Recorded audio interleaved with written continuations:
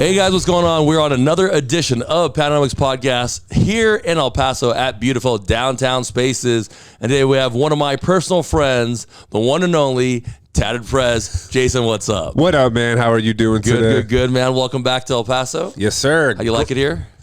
It's growing on me, I'll say that. I used to make fun of it all the time, and it's definitely growing on me, learning to appreciate certain things about it. So it's a beautiful city with this distinctive cultures. In its own way, for sure. Absolutely. Yeah. So, man, how's everything going, man? You doing good? Things are incredible. You're running around right now, man. You're doing some pretty amazing things. You just came out with a #1 seller, right? We're going to talk a little bit about that, right? Yes, sir. You're crushing it in your company right now, right? And top earnings, top sales guys there.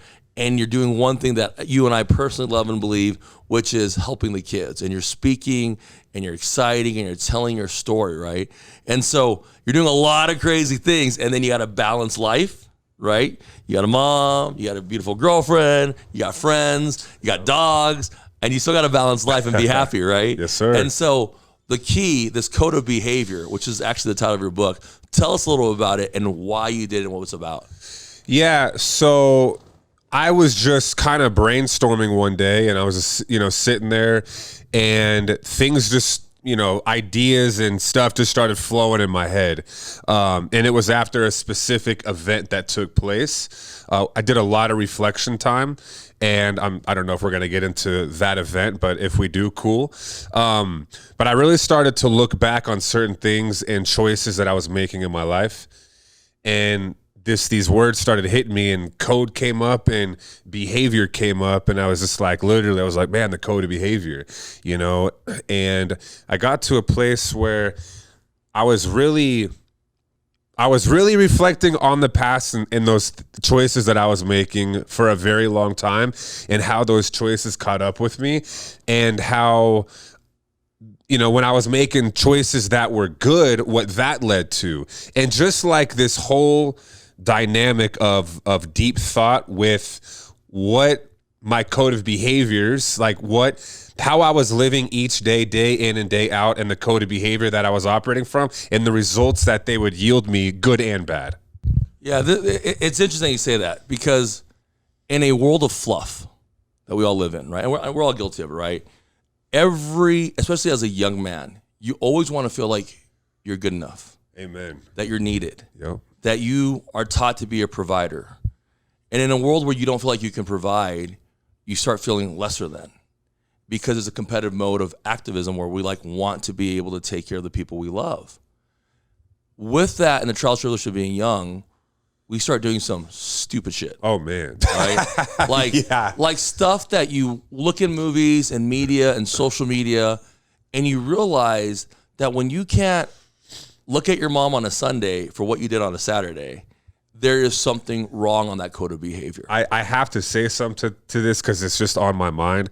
To that right there on the Saturday, man, I was definitely doing some things. And in the movies, they make it seem like it's so awesome. Yeah, like it's the best thing in the world. The best thing in the world. And so when you're watching it, and then you're around it in real life, like your mindset is that's going to be badass because of what I've seen on movies. And we all want to be like the movie stars. 100%. A lot of people, right?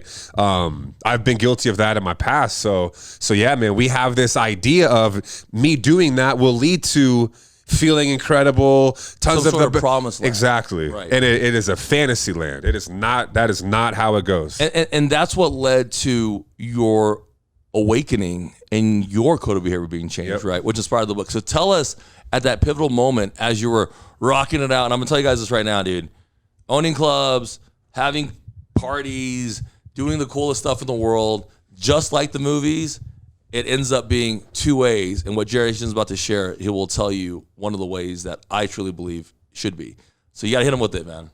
With the story? With the story. Yeah, so April 4th, 2021, last year, it was Easter Sunday. My girlfriend and I, we get up, and a buddy of mine, a couple buddies, wanted me to go hit a workout with them. So we went to a gym that we don't normally go to because it was on the north side of Austin where we were living. We would go to the one downtown, which is right around the corner. So we go to this gym. It's about 30 minutes away. Go hit a leg workout. And then my buddy, so he was a really good basketball player back in his day, and I can shoot pretty well. So I beat him, and he didn't like that too much. So this was our second. Who did you beat? His name is Sean. Sean, what's up? Oh, yeah. So I beat Sean. Don't tell him that. And he didn't take too kindly to that. So he wanted a rematch, and I was like, cool, let's go play. And in my mind, we were just going to go shoot. You know, there wasn't going to be like full court, even half court, nothing like that. I was just going to go shoot around, let him get a chance for redemption on around the world. So we get down there. There's these three other dudes, and so they start talking their smack, and they want to play 3-on-3. And so I was the third for our squad, right? So keep in mind, I'm 245 pounds then. I'm about 210 right now, so kind of give you a perspective. I was putting weight on to cut for the summer. And I was not in basketball shape. I was not doing any cardio. And I had low top shoes on. I'm prone to rolling my ankles, being, heavy like that. But I was just like, fine, we'll play. So we ended up playing. And the entire time we're playing, I'm huffing and puffing. Like, I'm clearly out of shape. But I'm thinking that it's only because I'm out of shape, right? Which anybody would think in that situation.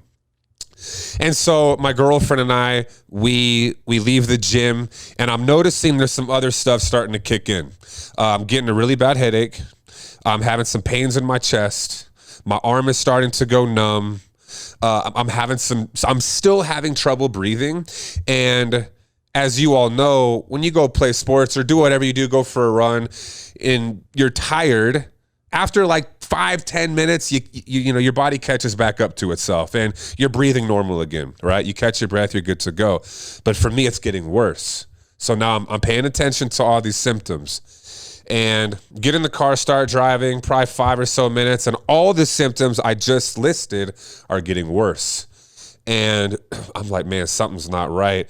So I go to a gas station to get some ibuprofen for my headache, and I take it, get in the car, start heading home. We're around 20 minutes away from the house. And when I tell you all the symptoms are like really elevating, it was bad. I have a pinched nerve in my neck from my bodybuilding days. And so sometimes, like, if I'm like this a little too much, it'll cause pinching through my arm, and my arm will go numb. So I'm over here trying to like adjust in the car because maybe that's what's causing the numbing. And nothing's working. So I told my girlfriend, I was like, baby, something is not right. I want to go to an ER clinic. Well, right before that, I had said something wasn't right. And she asked if the pain was similar to the first heart attack that I had. Okay. Because this was my second. So at first I was like, no. And then I thought about it, probably 30 seconds to a minute, something like that. I don't remember exact timing. But I said, you know what? Actually, it does. But the first time I had it, it went away 45 to 60 seconds. And this time, it was not going away. And so I told her, I was like, I want to go to an ER clinic. And, thankfully she said, okay, let's go, which I probably would have gone anyway. I was driving. But it always helps to have that support. So she's like, let's go. So I get on my phone and I pull up the closest ER clinic. And there's one 5 minutes away. And remember, it's Easter Sunday and we're in Austin, Texas. And normally traffic in Austin is horrible. The traffic out there is so bad.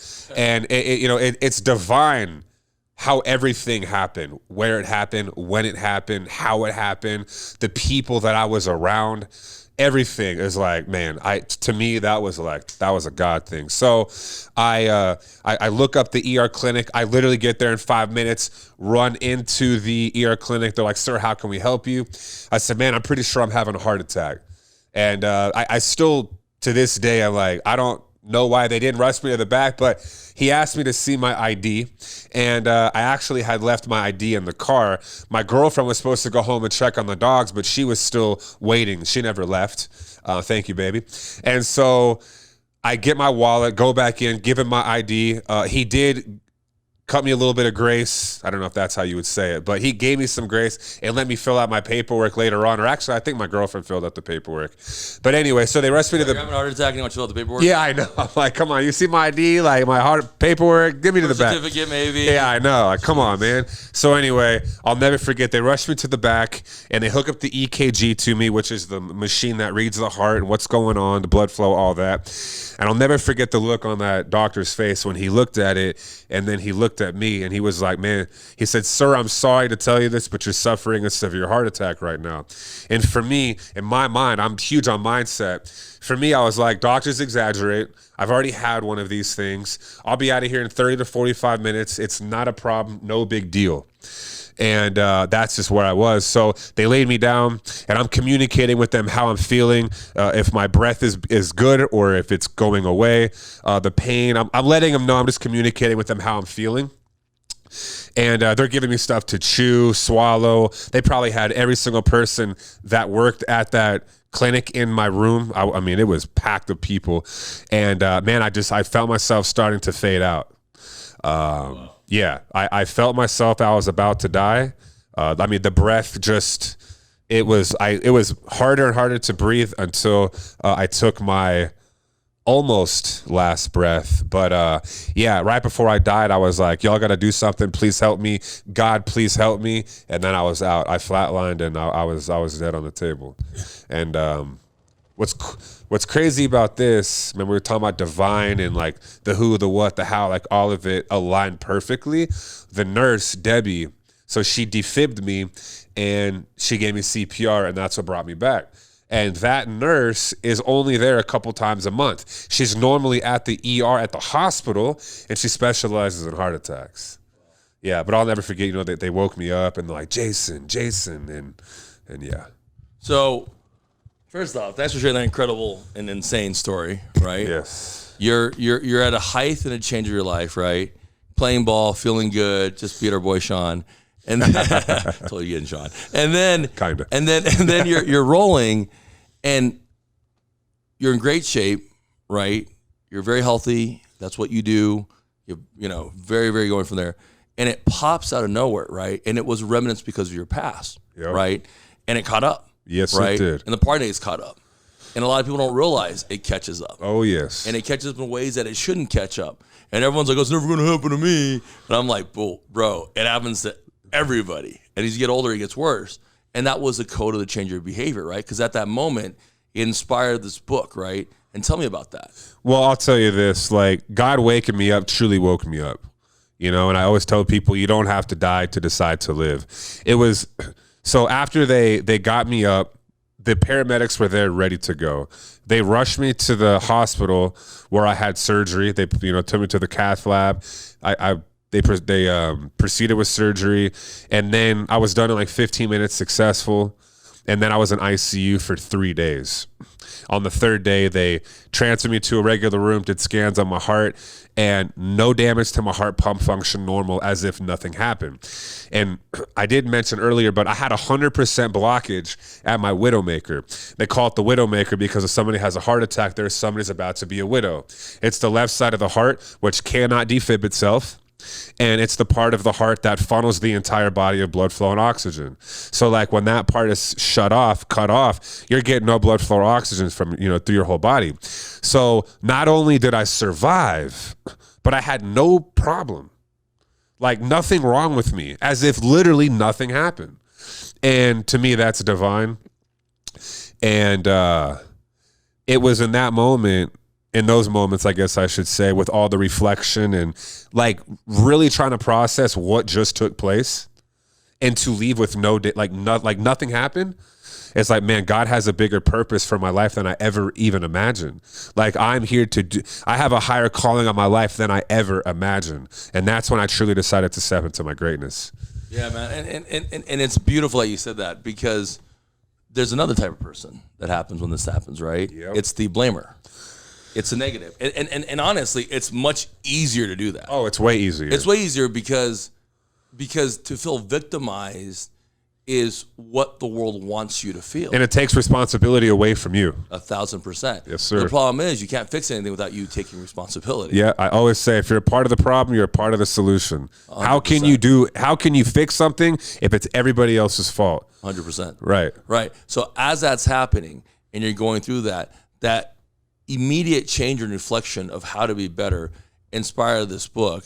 And I'll tell you, it's a great book. You write about things that are really true and have a perspective. And I don't want to give too much of it, but let's talk about 2 or 3 things that matter to you that the audience can hear about your book. Well, man, there's so many things. I just, it's my life story. When I started my entrepreneur journey, I had a trash bag of clothes and I lived in my buddy's living room. So it's like, how do you go from that space to where I am today? And it's hard. It is not easy. Well, let's talk about it. How did you do that? Man, I got around the right people. I always talk about circle of influence. The people that you're hanging around is everything. And right people, let's be clear on this, are not street guys. Nothing towards the street guys. Yeah. But that's not what you're trying to do. If you're trying to get out of it and you're trying to go from there, it's learning, not the club guys. Yeah. Not the charismatic guys. It's the business guys. Yes, business And that's people. what you did. Yeah. So how do you go from seemingly where your surrounding is to first making that initial contact and having the grace to do so? Well, I think that God puts opportunities in front of us all the time. It's up to us to say yes to the opportunities. And so the entrepreneur opportunity that I stepped into in that moment, I had said no to it for 4.5 years. I was so closed-minded. I thought I knew everything. But it's funny because broke people have all the answers and rich people ask all the questions. 100%, man. And so I got to a place where I was like, man, I'm tired of living like this back then. And yeah, I ended up running into the person I told no to for so long. And I saw who he was. And I knew him from way before when he was homeless and living in somebody's house. No, he was homeless and no car, excuse me. And so he went from there to where he was. And I said, I want that. And I don't care what anybody says. I don't care. All these people, the haters are going to make fun of me. They're going to be in my ear. It's like, yo, you got to block all that off, because if you wouldn't trade places with them, why would you take advice from them? If they don't have the life that you envision, why would you take advice from them or even hang out with them, right? So now I had somebody who believed in me, and I'm getting chills thinking about it. I mean, it literally changed my life. Like my hair just grew all over my body. But yeah, I mean, he believed in me. He poured into me. And I got addicted to that. The act of grace is so powerful, and that's what we talk about. It doesn't matter who you are. It matters what you do and how you make these people feel. And that pivotal moment, me growing up the way I did, everyone knows my story here. And like you growing up there, these are 2 similar stories from 2 seemingly very different looking people from very different areas who grew up in very different situations, who came from homelessness to get out of it. And it fucking sucks. Like, it is not fun. Like we're very blessed to tell these stories, but the mental fortitude, because you don't have a choice or you will die, is the way that you have to live your life every single day. That's right. And it does suck. And it sucks. It is a lot of work, but I'm going to tell you this. It's like, that shit sucks, but living check to check, being unhappy with yourself because you're capable of so much more, surrounding yourself with people that don't match where you want to be, like, and that you have more to offer. Like you just, there's something inside of you that is better, but for some reason you're staying comfortable and in this area of life that's not going to get you where you want to be. It's like you choose your hard. And it's weird because in a world where we're at now, where you can look at everybody online, it's almost like everyone can do it, but no one's doing it. And that's fluff, because not everyone can do it. They're not picking, if you look at it,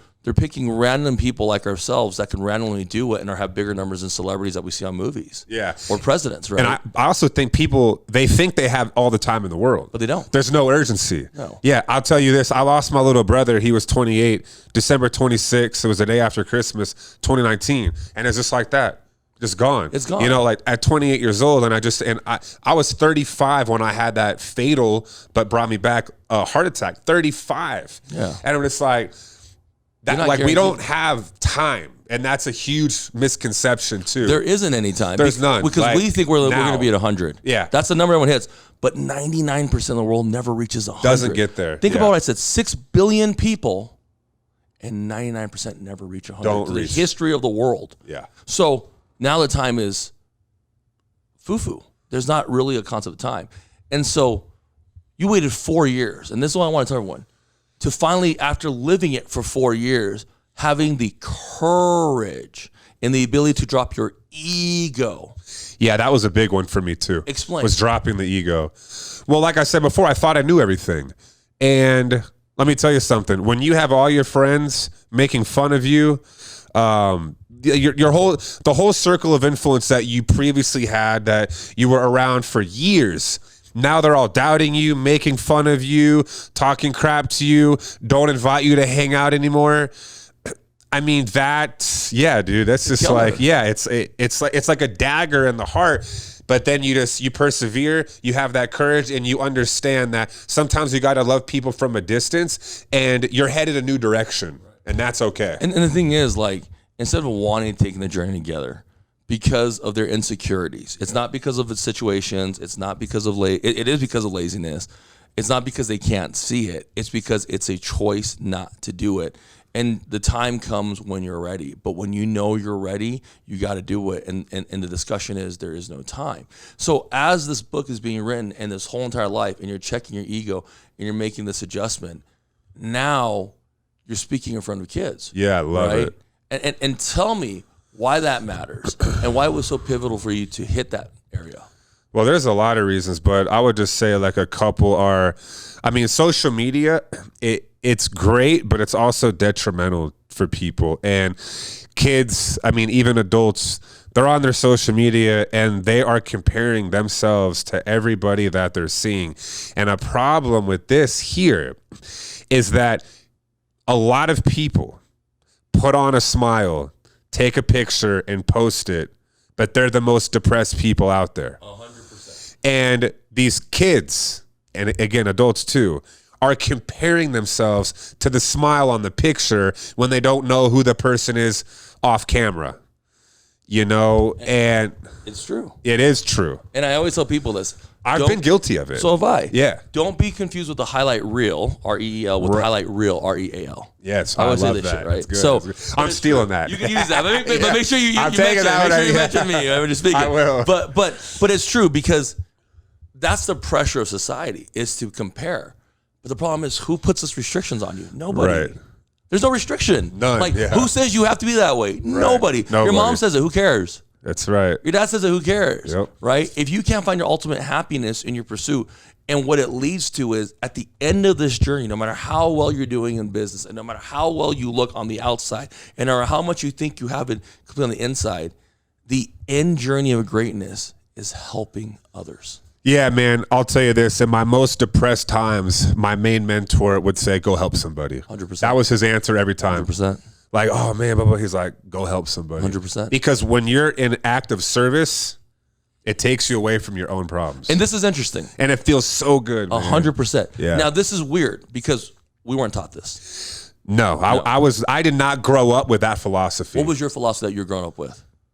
In regards to Well, it wasn't acts of service, right? So I'll give you an example. Mine was just work, shut up, do your job, and just get it done any way possible. Yeah, I mean, mine was similar. Love you, mom. Love you, dad. Right. You know, But they do the best they can with what they know and have. And then our friends. Right, but that was pretty much the same as mine. Right. So then and trading time for money. Go mow the lawn, you get X, X amount of dollars. Do this to get what you want to make yourself feel good, but it's all superficial and artificial. Right. Doesn't exist, because most people who have money don't measure ever when you're wearing Gucci. Nobody cares. Yeah, it's just like, true. dude, whatever, dude. How many people have you helped? What are you doing? Like, I'm talking about real money. I'm not talking about the I fly private money. I'm talking about the above that money. They have their own plane money. And a lot of them choose not to. Yeah, even, right? True. Because that's the humility side of it, right? Or like a Keanu Reeves, he's sitting there on a freaking subway. On the subway, and they got you to afford anything, yep. right? Because humility is key, right? And so as you're helping all these kids, and you're making all these impacts, you're also be speaking at some big places. Tell us a little about where you'll be speaking at coming up. So I'm speaking at the Igniting Souls Conference in Ohio in October. I'm speaking at a leadership conference in Canada in October, the week after. I'm speaking in New York City in December, and I got booked to be in Miami December 2023. And also Vegas in January. I believe that's where we're going. I think we're going there for Vegas. So we'll be there. You heard it first here. Yeah. But that's amazing. So if you give one piece of advice for our audience, what would that piece of advice be? Man, I hate and love this question. So for me, finding a good mentor, like a person that you highly respect and you don't want to let down, for me, that was the biggest shift like in my life, was finding somebody that I did not want to let down, and they had what I wanted because like they worked for it and they gave me the roadmap and the plan to follow. You know, I think having a mentor is so crucial. I think it is too. I think if you're gracious enough to receive one, you got to be able to receive. You have to be gracious enough to receive and go from there. And I think that is pivotal because they have no reason to give you any of their intentions and knowledge besides their wisdom because they want to. Yeah.